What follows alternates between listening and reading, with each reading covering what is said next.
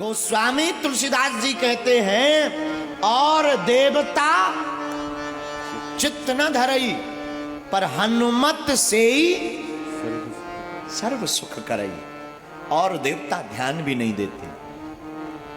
भाग्य में जो लिखा है वो मिलना है, लेकिन भाग्य में जो नहीं भी लिखा वो हनुमान जी की भक्ति से प्राप्त हो जाता है। हाँ, क्यों? हम नहीं कह रहे। गोस्वामी श्री तुलसीदास जी की रामचरितमानस की चौपाई पढ़िएगा। भाभी मेट सकहि त्रिपुरारी, भाभी मेट सकहि त्रिपुरारी। गोस्वामी तुलसीदास जी कहते हैं जो भाग्य में लिखा होगा उसको कर्म के लिखे को कोई मेट नहीं सकता सिवा शंकर के, महादेव के।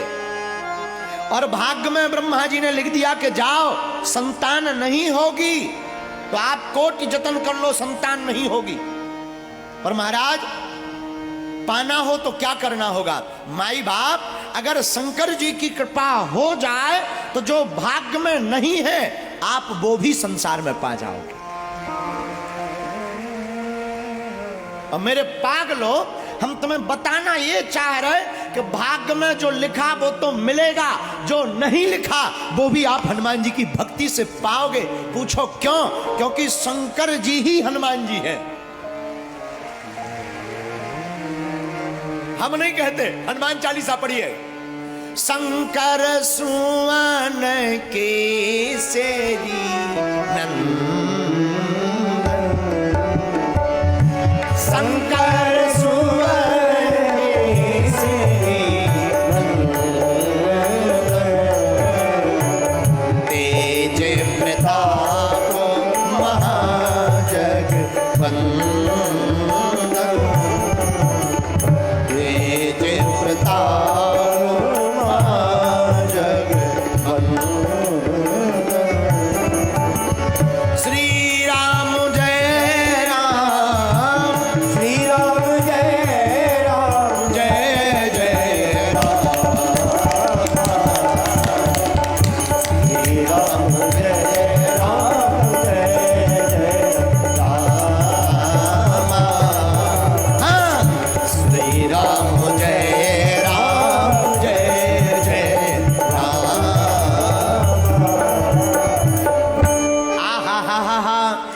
चौपाई से सिद्ध हो गया कि शंकर जी ही हनुमान बनकर के आए हैं। तो शंकर जी का काम क्या? भाभी मेटी सकहि त्रिपुरारी, भाग्य में लिखे हुए को मिटा करके खाली झोली को भर देने का काम भोले बाबा का है। वही भोले बाबा हनुमान जी बनकर के आए तो जो हनुमान जी की उपासना करेगा उसकी खाली झोली का लिखा हुआ भाग्य भी बदल जाएगा और खाली झोली भर जाएगी।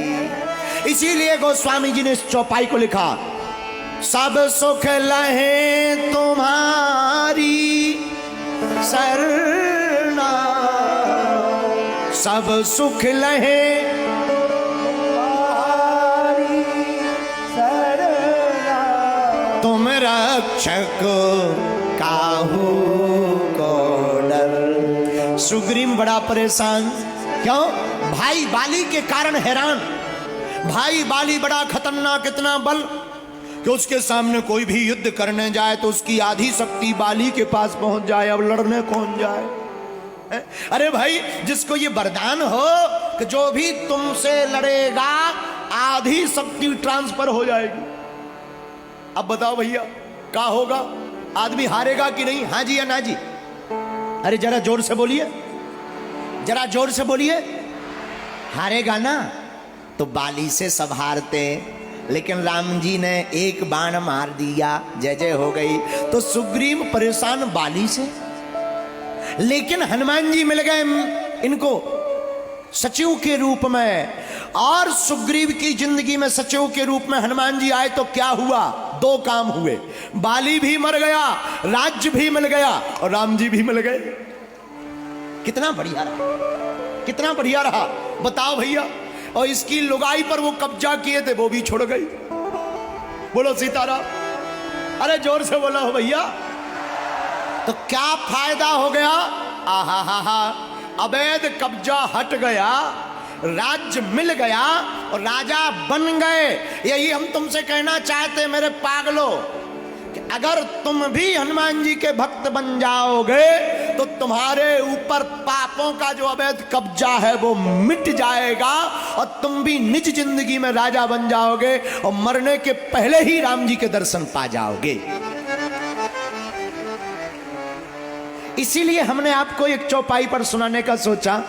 सब सुख लहे तुम्हारी शरणं, सुख लहे तुम्हारी शरणं, सब सुख लहे तुम्हारी शरणं।